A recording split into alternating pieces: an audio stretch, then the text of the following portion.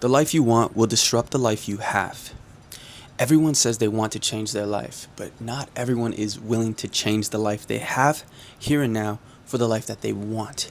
Now, I'm finding that a new life can't fit perfectly inside the current routine that we have in place, along with the current identity. So, the life you want will require you to disturb the life you have in order to make room, space, time, and energy for the new transformation that's in store. Connecting it to the last episode, we talked about how inaction has a cost, but so does action. Inaction will cost you growth, action will cost you comfort. At the end of the day, we're going to have to make an investment, a sort of expense and payment of time and energy, and we get to decide which one's going to lead us to somewhere better. I'll let you sit with that question real quick. Welcome everyone to my channel. My name is Matthew Amor, and in this channel we're covering mindset, momentum, and transformation so that you can turn into reality the dreams, the visions, and goals that you have in your mind, and that you can stop overthinking and become the person that you want to be through your own effort. This is about empowering you. So let's get into it. If you're a fan of that, feel free to subscribe, drop a like, and even share for someone who may need to hear this message. Let's get into it. So we talked about how sometimes people can make the mistake of wanting to transform, but not understanding that they have to actually replace certain habits, certain thoughts, and activities so that they can bring in that transformation. It's one thing to want to make a lot more money, but not do anything different to make that happen. It's one thing to want to become a lot healthier, but you're not changing your daily activity, you're not working out. And so I'll add, it's one thing to want to become, let's say, a better person, more aware or more spiritual, but you're living in a way that's connected to the past and what got you to this stage of discomfort without really allowing yourself to improve and bring something new in. So with that being said, you cannot keep adding new life on top of an unchanged one. At a certain point in time, our schedules are going to they're going to be booked, they're going to be filled, and modern society loves to do that, whether it's with responsibilities and obligations such as working a full-time job, raising kids, going to school, even just trying to survive in and of itself, or where there is gaps, and if you're not careful, distraction, consumption, and content can all be there just to fill in that gap, especially in today's day and age where we have access to infinite information, it seems, and entertainment at the edge of our fingertips. With that being said, what change will actually require, and what I'm finding in my own personal journey, so this may be helpful for you, some things are going to have to be reduced, some habits are going to have to be removed and replaced, and some commitments need to be reorganized. Comforts will have to become less important, and time and energy will have to come from somewhere. So we're going to have to make time for things that matter instead of just waiting for it to fall on our lap. Because just like the weather can change, so can our availability and our emotional readiness, or our emotional willingness and motivation, as we talked about before. So transformation is not only about what you start, it's also about what you're willing to stop. Meaning, where are you willing to stop putting your energy so you can start putting it somewhere else? And this is going to help us to create a little more balance while avoiding burnout or complete exhaustion.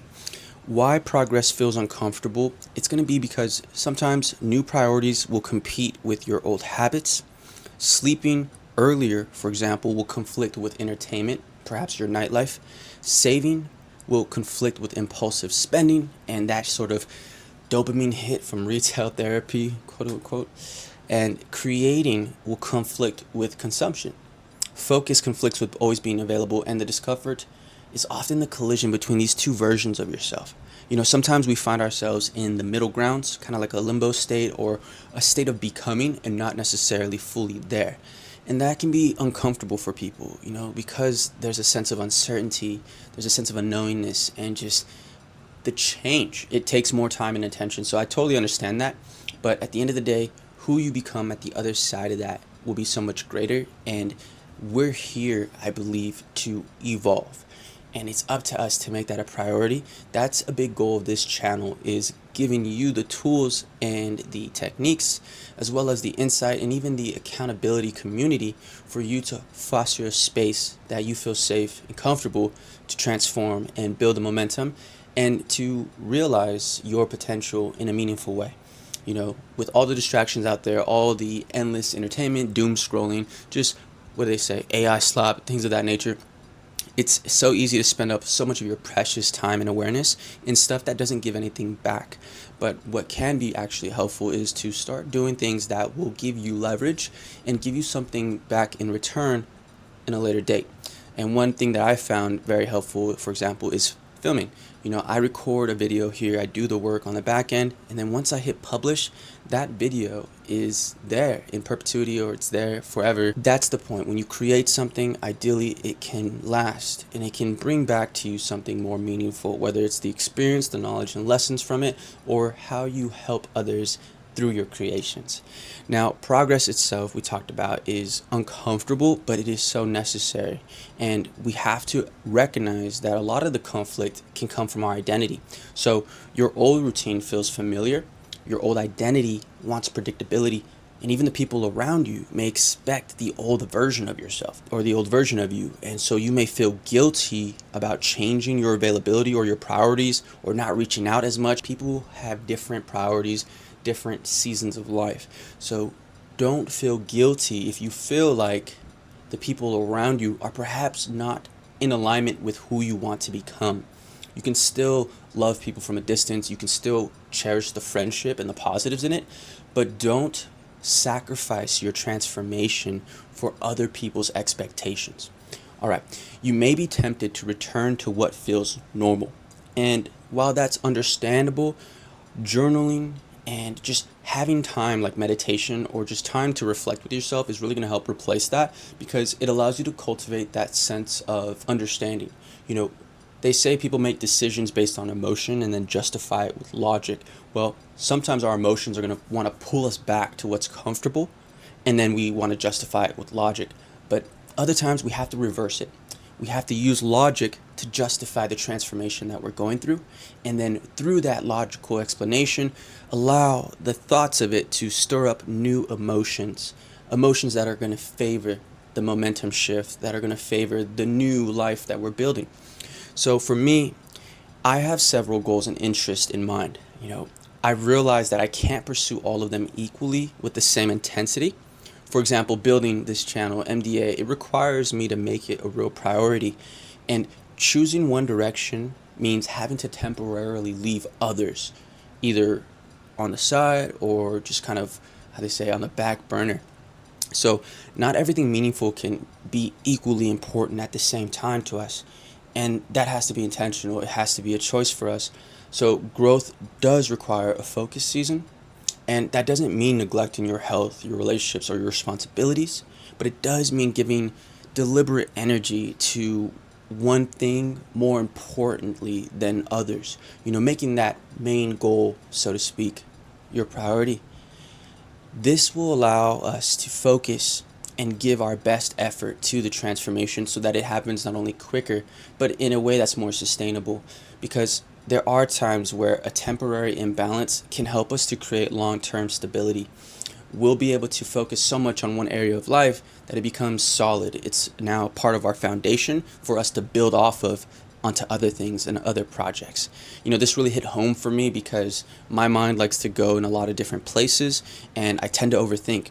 And so I've had to realize that, yes, I may have so many ideas and goals that I want to try, but it is important to prioritize them one by one into a sort of daily flow or a daily system, and then even segment it out further. Some goals I work on every day, some goals I work on every week, others every month, and so on. And that's helping me to really identify what is important so that when I do hit perhaps like my old habits or a sort of subconscious default mode, I can kind of snap out of it because I ask myself, is this in alignment with what I'm choosing to create for myself?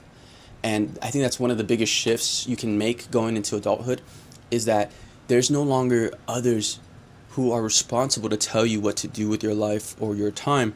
You now have that tremendous power to decide for yourself. And it's a great responsibility, and it's the key to freedom should you choose to accept it. But it does require time and attention, and it does require effort in a sort of meaningful kind of easy or effortless way, but at other times, you're gonna encounter things that are challenging, and that requires intentional effort as well. All right.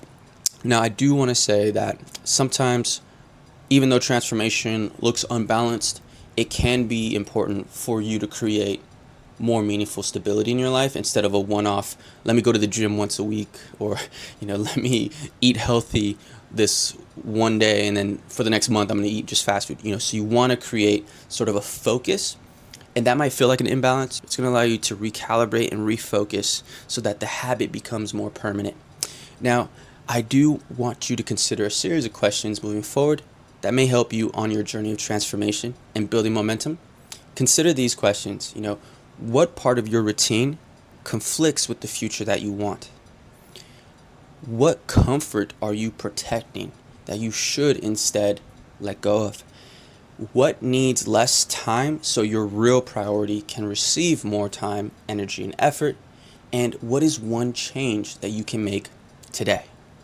I hope that's going to be helpful. Just remember, guys, moving forward, inaction may preserve comfort, but it keeps you where you are.